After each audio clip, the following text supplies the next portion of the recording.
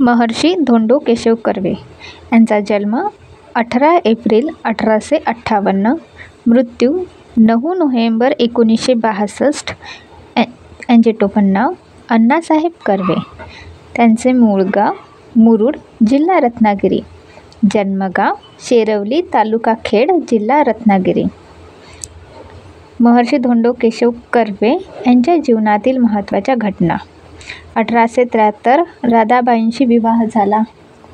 1881 10वीची परीक्षा उत्तीर्ण. 1884 एल्फिन्स्टन महाविद्यालयातून BAची परीक्षा उत्तीर्ण.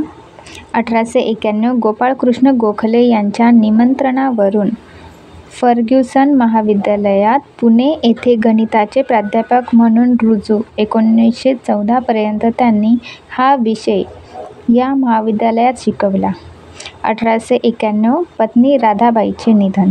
1892 डेक्कन एज्युकेशन सोसायटी पुणेचे आजीव सभासदत्व मिळाले.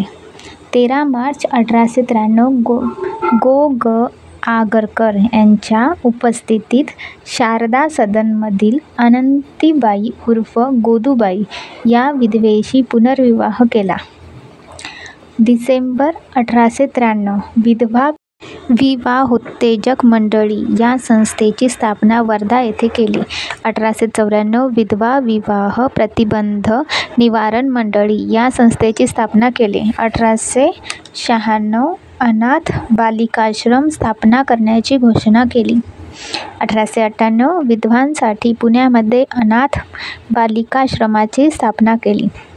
1900 हिंगणे येथे अनाथ बालिकाश्रम व महिलाश्रमाचे स्थलांतर केले.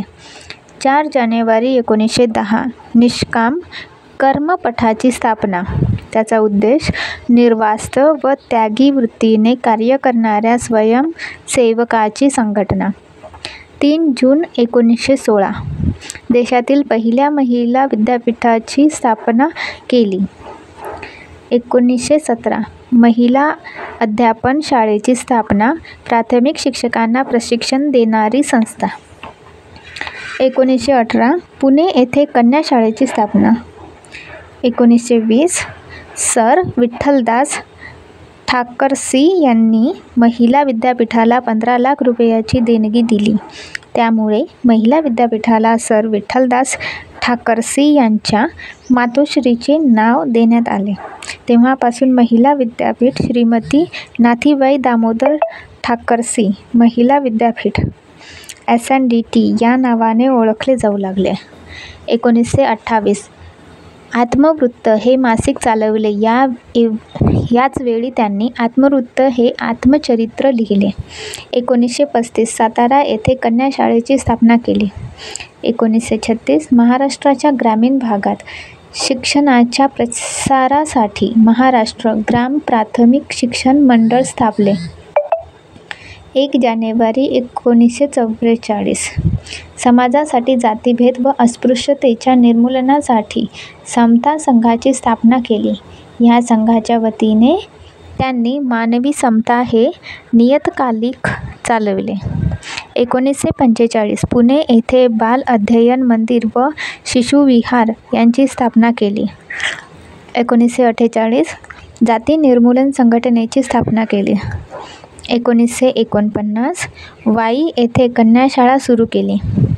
1949च्या कायद्यानुसार SNDT विद्यापीठाचा कायदेशीर दर्जा देण्यात आला. 1960 महिला निवास पुणेची स्थापना. गोपाळ गणेश आगरकर जन्म 14 जुलै 1856, मृत्यू 17 जून 1895. जन्मस्थळ टेभू, जिल्हा सातारा. यांच्या जीवनातील महत्त्वाच्या घटना बघूयात. 1876 शिक्षणासाठी पुण्याच्या डेक्कन कॉलेजमध्ये प्रवेश. 1877 उब्रजच्या अंबुताई फडके यशोदा यांच्याबरोबर विवाह. 1878 BA शिक्षण पूर्ण. 1879 MAचा अभ्यास चालू असताना टिळक बरोबर ओळख. 1 जानेवारी 1880 लोकमान्य टिळक व निबंधमालाकार विष्णू शास्त्री चिपळूणकर यांच्या सहकार्याने पुण्यामध्ये न्यू इंग्लिश स्कूलची स्थापना.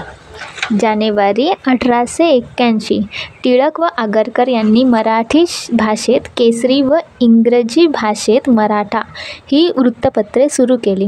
केसरीचे पहिले संपादक आगरकर होते.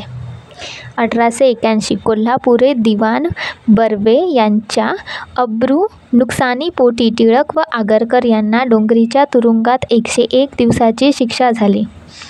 24 ऑक्टोबर 1884 डेक्कन एज्युकेशन सोसायटीची स्थापना टिळकासमवेत केली. 1 जानेवारी 1885 पुण्यात फर्ग्युसन कॉलेजची स्थापना टिळकासमवेत केली. 1887 केसरीच्या संपादक पदाचा राजीनामा दिला. 1888 सुधारक हे साप्ताहिक चालू केले. हे साप्ताहिक मराठी व इंग्रजी या दोन्ही भाषेत होते. 1891 आगरकरांनी संमतीवयाच्या विधेयकाला पाठिंबा दिला. 1892 फर्ग्युसन कॉलेजच्या प्राचार्यपदी निवड.